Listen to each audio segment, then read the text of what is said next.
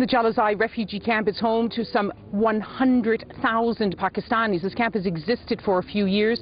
People here have been displaced by the fighting in the tribal areas along the Afghan border, but then they were doubly cursed. They were also affected by the recent floods. The floods that hit Pakistan more than 4 months ago, and the crisis isn't over. And that is the main message from the person who joins me here, the United Nations Under-Secretary General for Humanitarian Affairs, Valerie Amos. Valerie Amos, you came here saying the crisis should not be forgotten. How big is the crisis? Well, it still continues. I was in Sindh 2 days ago, and the waters are still very high there.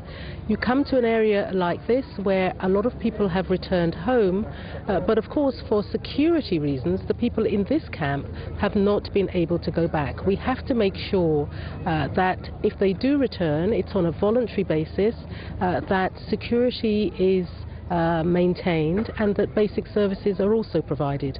People here have been here for over 2 years. They want to go back. They want a degree of normality in their lives. And I hope that the world will not forget that the crisis in Pakistan goes on. Well, this camp is a reminder of how long crises do go on in this area, and yet your appeal, the largest appeal in UN history for a natural disaster, is less than 50% funded. That must make you worried. Of course it makes me worried, but it's an appeal for a year. We have another 7 months to go. I hope my visit here and people actually seeing the pictures of people who are sorely affected by this crisis. Women and children being educated here, children born in this camp. I just met 2 of them. This is a situation which is a crisis for those people. It really does have a human face.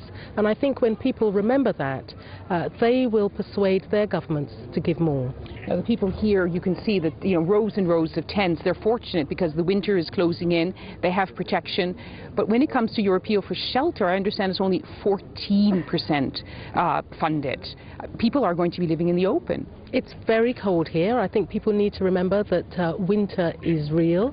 People need blankets, they need shelter, but also let's remember that more than 80% of those who have been affected by this crisis in this part of the country are not in camps.